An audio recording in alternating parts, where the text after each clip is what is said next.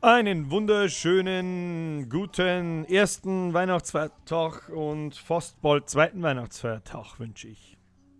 Ja, zu später Stunde.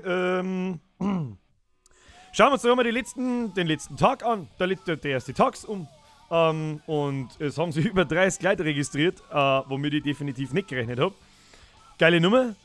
Vielen Dank. Ich weiß jetzt auch gar nicht so recht, was ich da sonst noch sagen soll, außer merci. Es sind auch so spät immer noch 12 Leute online und ja, offensichtlich scheint es Spaß zu machen. Und da halten wir uns da mal über den letzten Tag. Was ist so passiert? Was sind die ersten Fälle gewesen? Die ersten markanten Ereignisse? Ja, fangen wir doch einfach mal an. In der Rohstofffabrik. Ja, das war mal so das erste Optik-Update, das gegeben hat. Schauen wir uns doch das einfach mal an. Vorher, wer meine Videos vorher so ein bisschen verfolgt hat, hat das, oder weiß das, dass wir da hergehen müssen und mit jedem Klick hat man einen Harvester rausnehmen können aus der Produktion oder eine da können. Ja, das haben wir jetzt umgebaut und zwar haben das da meine Harvester, die ich quasi eingesetzt habe und die quasi momentan in meiner Titanstrecke arbeiten. Und ich kann jetzt da hergehen und kann da nicht einen verteilen, sondern ich schreibe da eine feste Zahl rein und kann die einfach da reinhauen. Solange bis keine mehr übrig sind. Und das ist ein kleiner Kniff. An dieser Stelle danke an den Yogi, der mich da auch draufgebracht hat. Ich habe selber schon kurz darüber nachgedacht, habe mir gedacht, ist vielleicht nicht so einfach zu machen, aber war es dann doch. Schauen wir uns das einmal an. Ich tue jetzt da mal 5 außer. Ich habe jetzt theoretisch noch 5 Harvester, die ich verteilen kann. Wenn ich jetzt da darin 50 stehen habe und drücke auf Plus, dann ja, rechnet er sich automatisch den Rest aus, der noch verfügbar ist und tut die dazu. Und sobald ich dann keine mehr habe und verteilen möchte auf Plus, dann kommt erst die Fehlermeldung. Und die ist vorher halt ständig die ganze Zeit gekommen. Sonst hätte ich jetzt da 5 einer schreiben müssen und hätte es erst dann verteilen können. Und genauso funktioniert es natürlich auch in die andere Richtung. Ich kann 50 abziehen und dann mehr als 50, obwohl bloß noch einer drin ist. Passiert aber nichts, er setzt es einfach auf 0, passt. Ja. So ist man da, glaube ich, um einiges schneller. Und ja. Wer sich auch noch wundert, was das da für voreingetragene Werte sind, das sind immer 10% von den Harvester, die du da verteilt hast. Das heißt, wenn ich jetzt hergehe, steht jetzt da nochmal 5 drin, der haben wir da alle raus und der haben wir alle da rein. Dann lade ich die Seiten mal rein, beziehungsweise die Rohstofffabrik rein. Dann tut er mir da vorausgewählt 10% von dem Wert da rein. Eigentlich soll er dann 0 gar nicht mehr reinschreiben. Haben wir schon wieder einen kleinen Fehler entdeckt. Aber ich meine, da wird kein Stern drauf. Ich kann jetzt da eben 15 außer da und verteile meine guten 45 da wieder so ungefähr. Haben wir nicht zur Verfügung. Außer und wieder eine. Dann ist meine Rohstofffabrik optimal verteilt. Und ich bin einfach 10 Mal schneller, als dass ich da 200 Mal auf Plus und Minus drücke. Das war einfach ein lästiger Scheiß. Und ich glaube, das haben wir ganz gut hingekriegt. Kumpels von mir haben es auch schon ausgiebig getestet und haben auch sind zufrieden damit. Ich hoffe, das ist der Rest auch. Und ja, das war's soweit. Mit der Rohstofffabrik. Dann hat sich aber noch einiges getan. Und zwar die Rangliste. Das war einmal das allererste, was nicht funktioniert hat, wie das Spiel eigentlich angegangen ist. Und es ist ja momentan so die einzige Instanz, mit der man sich messen kann mit dem ganzen Rest, der noch so mitsagt. Und da kommen wir auch zu den ersten markanten Ereignissen, so wie sich der Mr. Zauberbene, der Mr. Pew Pew, der Mr. Schwanzus Longus, der Black Tully oder aufgeholt sauber. Ich glaube, der Mortal Bam, der war mal jetzt eine Zeit lang AFK. So, am Anfang hat sich der Zauberbene und der Mortal Bam so ein Battle geliefert um die Spitze und ja, der Schwanzus Longus war auch ein bisschen so mit dabei und der Mr. Pew Pew ist heute auf einmal dahergekommen und der Mr. Black Tully. Der Teufel, der mir auch über die ganze Zeit angreift und schon mit Juggernauts umeinander fährt. Und ich glaube, er ist auch da nicht der Einzige, der da mit Juggernauts umeinander fährt. Ist auch auf einmal auf Platz 4. So. Naja, gut. Schauen wir mal, sagt der Beckenbauer. Ja, auf alle Fälle, Rangliste funktioniert jetzt korrekt, da waren ein Haufen Fehler drin. Erstens einmal falsche Nummern, falsche Punkte, falsche Sortierung, Leute mit gleicher Punktzahl sind ausblendet worden und lauter solche Sachen. Das hat einfach den Grund, wie ich das Spiel bastelt habe, war ich hier alleine, beziehungsweise mit 2 Accounts. Und hat mir das einfach bis heute bzw. gestern aufgekommen, das zu machen, wenn da mal anständig viele Leute herin haben. Und eine Seitenschaltung haben wir mittlerweile auch. Man kann da, man sagt immer auf einer Seite 10 Einträge von 10 Spielern und automatisch wird die Seite eingeblendet, auf der ich mich befinde, weil ich möchte ja wissen, wo ich bin, und wenn ich dann wissen möchte, wo andere sind, kann ich mich da durchschalten. Jetzt kann es natürlich passieren, wenn einmal die Spieleranzahl auf 100 oder 200 geht, worauf wir ja natürlich definitiv hinarbeiten, weil je mehr Leute das wir sind, desto lustiger ist. Und ja, allerdings bringt es dann eine Menge Probleme mit sich. Zum Beispiel wird der Platz auf der Karten relativ gering und so weiter und so fort. Wir brauchen einen zweiten Heimatplaneten, aber das kriegen wir bis dahin schon sehen. Ich hoffe, auf der anderen Seite hoffe ich sogar, dass es nicht total eskaliert auf einmal und dann, dass dann auf einmal 200 Leute da sind. Dann haben wir nämlich ein Problem, weil erstens zerlegt es dann einen Server und zweitens, ja, haben wir einfach keinen Platz mehr und ich komme mit der Programmierung nicht mehr hinterher. Also 30 bis 50 ist wirklich so das Optimum zum Austesten, ob irgendwas kaputt geht oder nicht. Die Leute sind auch alle recht aktiv unterwegs. Dauerhaft sind über 10 Leute online und ja, macht ganz nett Spaß, glaube ich. Ich merke auch das erste Mal so richtig selber, dass ich, wenn ich mitspiele, dass er tatsächlich Spaß macht. Der Kampf in der Ranglisten und dass meine zwei Verfolger immer mit dabei sind und die zwei, die ich nachlaufe, dass man denen immer ein Stückchen nachruckt und dann rucken die wieder weiter und macht schon Spaß. Ja, soweit läuft alles ganz cremig. Der Kampf, einen kleinen Fehler haben wir beim Zimtze gehabt. Da finden wir aber noch nicht raus, wo es das liegt. Ja, und zwar folgendermaßen. Wenn ein Angriff ausgeführt wird, kommen die Truppen doppelt zurück. Das ist jetzt einmal passiert. Wahrscheinlich schon öfter, bloß die Leute sagen mir das natürlich nicht, weil ihr dann nämlich doppelt so viele Rohstoffe zurückkriegt und doppelt so viele Truppen heimkommen. Ja. Was tun? Ganz ehrlich, ich werde euch diese doppelten Truppen nicht weglöschen. Ich war euch sehr, sehr, sehr dankbar, wenn ihr mir das sagt, was ihr da genau gemacht habt oder wann das war und wie das ausgeschaut hat. Kommen da 2 Truppenbewegungen zurück? Oder eine Truppenbewegung zusammengefasst in 2? Oder wie das ausschaut? Was ihr für Berichte kriegt? Kriegt ihr 2 Kampfberichte? Lauter solche Sachen, die sind alle wichtig, damit ich herausfinde, wie wird der Fehler verursacht? Wie kommt es zustande, dass der zweimal ausgeführt wird? Was eigentlich nicht sein darf. Das ist eigentlich ein Krampf. Aber gut. Ja, was haben wir noch gemacht? Was hat sich noch getan? Eigentlich hat sich so viel getan, dass ich schon gar nicht mehr weiß. Auf alle Fälle haben wir die Rangliste mehr angepasst. Genau. Dann, das Nachrichtensystem. Wie viele Leute haben mir ca. 50 Nachrichten geschickt, weil sie gemeint haben, der Nachrichten-Button funktioniert nicht. Ja. Jetzt schaut es folgendermaßen aus. Ich gebe da einen Betreff ein, nenne jetzt so meine Testnachricht und sonst nichts. Kommt eine Fehlermeldung. Gib bitte eine Nachricht ein. Das ist auch noch nicht gegangen, das ist auch was Neues. Und dann schreibe ich einfach mal Hallo, blub, flop, düt und schickt mir die Nachricht. Jawohl. Und jetzt kommt eine Meldung, Nachricht wurde an Bürger gesendet und die 2 Textfelder clearen sie, sodass ich nicht umeinander spammen kann. Und ja. Ich kriege die Nachricht natürlich auch sofort, kann meine eigene Nachricht lesen. Man konnte es eventuell als Notizzettel oder so benutzen. Naja. Ja, natürlich ist das Nachrichtensystem noch nicht so ausgereift, wie es sein soll. Es gehört zum Beispiel noch ein Antworten-Button da unten her. Dann ist noch nicht so ersichtlich, habe ich gemerkt, dass das so ein Löschen-Knopf ist. Das heißt, wenn du dir herklickst, dann löscht es die Nachricht und du kriegst es nie wieder. Ja. Aber das sind Kleinigkeiten, die wir einfach Stückel für Stückel beheben. Und ja, was haben wir noch gebastelt? Es hat ja nur 2 Updates gegeben. So viel Zeug, so viel Klump. Und zwar schauen wir uns einmal das da an in die Gebäude. Machen wir mal mehrere auf vielleicht. Ausbau, Techzentrum, Ausbau. So. Wie wir jetzt da schon sehen, also da ist eigentlich alles beim Alten so gut wie von Anfang an. Bloß, dass die nächste Stufe, diese Zeile, ein bisschen anders jetzt beschreibt, was das Gebäude auf der nächsten Stufen kann.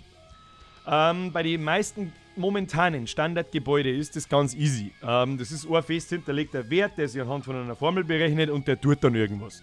Wird zum Beispiel in im Hauptquartier kriege ich 20% Reduktion aller Gebäudebauzeiten und auf meiner momentanen Stufe habe ich halt einfach 18%.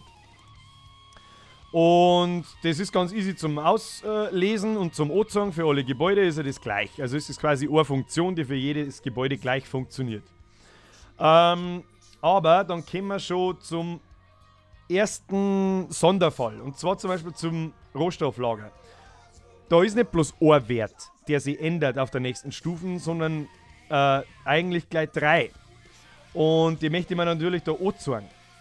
Und deswegen muss man an der Stelle die Funktion entsprechend umschreiben. Und das funktioniert jetzt aber ganz gut. Außer beim Technologiezentrum und bei der Kaserne. Warum ist das so?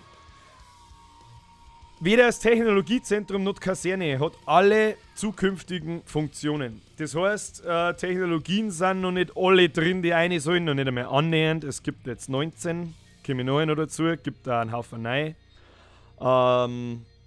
Und ja, die Kaserne hat erst recht noch fast keine Funktionen.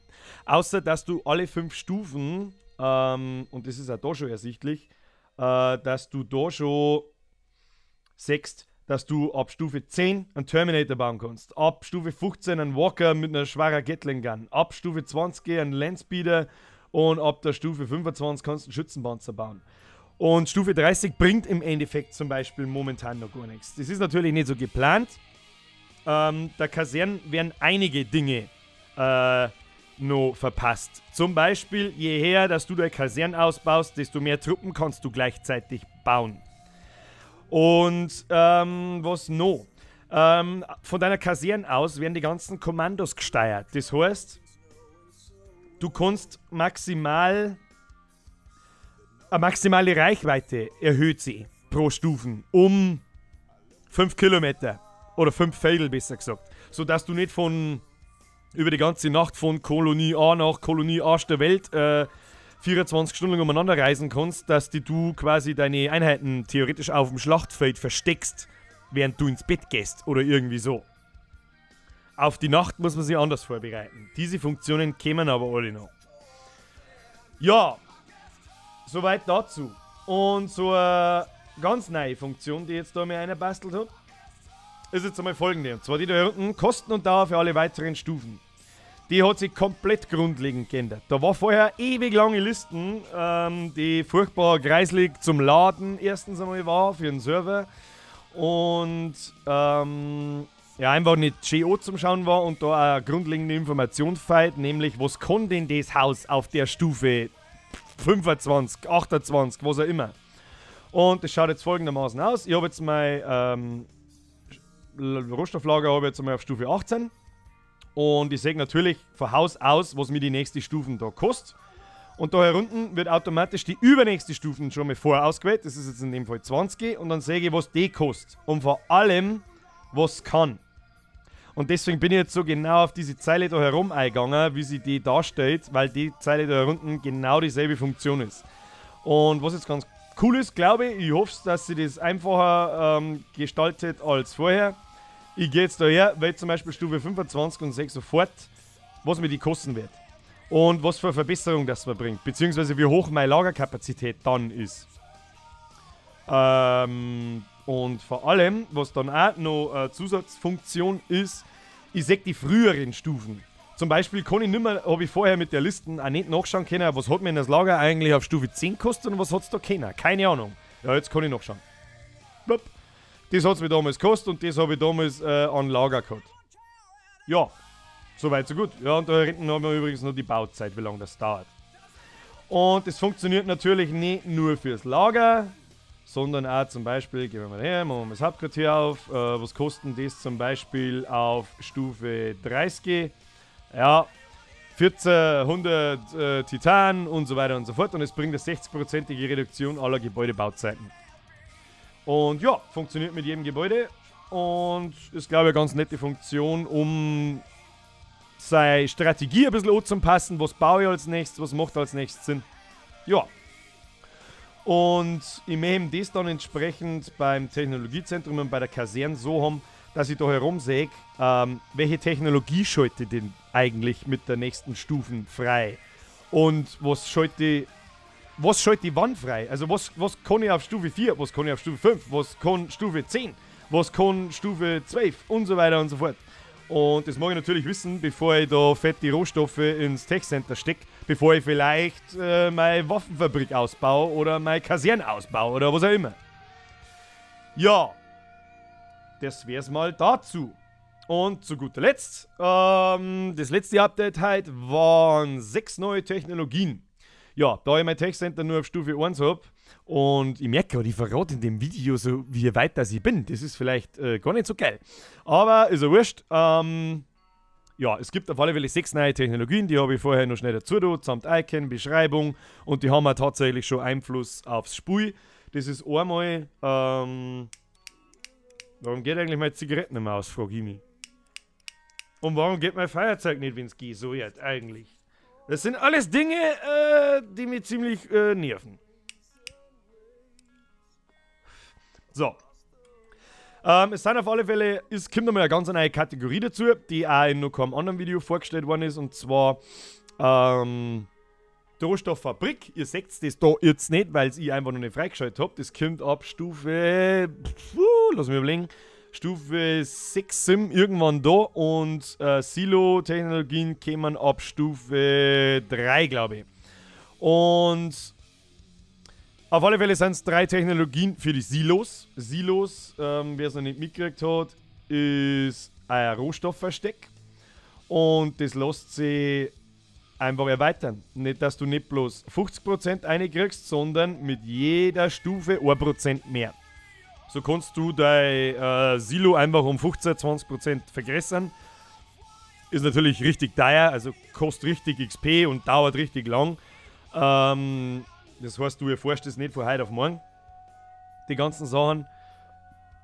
Und ja, auf alle Fälle bringt es da aber einen sauberen Vorteil. Und die zweiten 3 Technologien, die gekommen sind folgende. Und zwar, jeder Harvester da drin baut ja eine bestimmte Anzahl an Rohstoffe ab. Und zum Beispiel baut ein Harvester 10 Titan ab, und diese 3 Technologien konzentrieren sich darauf, dass du mit einem Harvester ein Titan mehr abbaust oder ein Fermium mehr abbaust oder ein Radon mehr abbaust. Was natürlich eine massive Technologie ist, die massiv teuer ist eh klar, und massiv lang dauert, wo es auch nicht so viele Stufen gibt für jede einzelne, sondern du kannst es geringfügig steigern und pusht halt dadurch extremst deine Rohstoffproduktion. Und selbst die funktioniert schon und wird auch schon richtig berechnet und wird auch schon richtig deinem Lager hinzugefügt, wenn es denn soweit ist und die erforscht werden kann. Ja, und jetzt haben wir wieder 18 Minuten lang aneinander geschmatzt. Sonst glaube ich, gibt es nicht recht viel. Was haben wir da noch so? Friday, Captain Pete sagt, er ist ein Cheater, es entzimmt sich sein Truppenfeller. Und die Space Marines kriegen bei jedem Angriff mehr Erfahrung, fragt jemand. Dann 99 Kleberkas. Nein, die kriegen nicht mehr Erfahrung. Also das kannst du dir nicht vorstellen wie Helden, die selber immer stärker werden, sondern wenn die Marines jemanden angreifen und Truppen zerstören. Muss ich mal schauen, ob ich noch einen Bericht herin habe. Ah, das ist der super tolle Feller. Ich habe leider keinen Bericht mehr da. Und zwar, die generieren der Erfahrung. Was ist denn jetzt wieder? Na, passt schon. Die generieren der Erfahrung da herum. Das sind quasi deine XP, die wir übrigens umbenennen werden in Erfahrung und Wissenschaftler. Warum und weshalb folgt in der Zukunft. Funktioniert folgendermaßen: 2 Parteien kämpfen gegeneinander, auf beiden Parteien sterben Einheiten, und so viele Einheiten, wie du jemanden zusammenhaust, so viel Erfahrung kriegst du. Und je größer die Einheiten das es natürlich sind, desto mehr Erfahrung kriegst. Und was auch noch dazu gesagt gehört, der Sieger aus der Partie, also von dem nicht alle Einheiten sterben, kriegt nochmal einen kleinen Erfahrungsmultiplikator oben drauf. Ja, so viel dazu. Also nicht deine Space Marines an sich werden stärker, wie du dort zum Beispiel 6, du hast Angriff und Verteidigung 2 und 3, Bewegung 12, Kapazität 40, die bleibt immer gleich. Die wird später manipulierbar durch Technologien, kannst du das steigern, aber wenn der jetzt 100 Kämpfe gemacht hat, wird der dadurch nicht besser. Es ist zwar eine nette Idee, aber es ist so eine immense, so eine massiv immense Mitspeicherung von Daten, dass einfach ein Server zerreißt. Wenn ich für jede einzelne Einheit mitspeichern muss, wie stark das die ist, wie viel Erfahrung das die hat und so weiter. Die werden alle in Gruppen zusammengefasst aber so eine dumme Idee ist es eigentlich gar nicht. Eventuell kann man der Space Marine Gruppen vielleicht sowas wie einen Erfahrungswert geben. Das ist gar nicht so blöd, sollte man sich einmal im Hinterkopf behalten. Ja. Soweit so gut. Recht viele Fehlermeldungen kriege ich nicht. Das freut mich wie die Sau. Ich arbeite in den nächsten Tagen weiter an optischen Verschönerungen und Bedienbarkeiten. Und dann glaube ich, ist es morgen vielleicht irgendwann einmal so weit, dass der erste mit dem Extraktor auf der Karte nochmal anfährt. Mal schauen, wie viele Fehler das da passieren. Ich hoffe kein. Und ja, dann schlängelt man uns von Gebäude zu Gebäude, versucht man es zu verbessern, versucht man Funktionen zu bringen und alles gut ausschauen zu lassen. Und dann glaube ich, wird das eine ganz cremige Sache. Ich hoffe, euch macht Spaß. Mich würde natürlich interessieren, was da verhaltet. Ich freue mich wirklich über jeden Share und jeden Like. Ich freue mich auch, oder darf mich auch freuen, wenn ihr meinen YouTube-Channel abonniert. Da klang der Klick auf der News-Seiten da herunten auf den YouTube-Button oder auf unseren Facebook-Seiten. Was heißt auf meiner Facebook-Seiten zum Spiel. Und wenn ihr es einmal teilt, lasst eine Kumpel sein, je mehr Leute das wir werden, desto besser wird's. Allerdings eskaliert es nicht zu stark, weil wenn wir bei 100 angelangen, dann glaube ich, zerreißt den Server langsam aber sicher. Ja, was gibt es sonst noch zu sagen, außer ein herzliches Danke an jeden Einzelnen, der mitmacht, an jeden Einzelnen, der mir Vorschläge schreibt, an jeden Einzelnen, der Fehler macht. Dann wünsche ich eine angenehme Nacht und ich glaube, wir hören uns morgen sowieso nochmal, singen wir uns im Spiel nochmal und dann sage ich mal, Wiederschauen, reingehauen. Bis dann, habe die Ehre.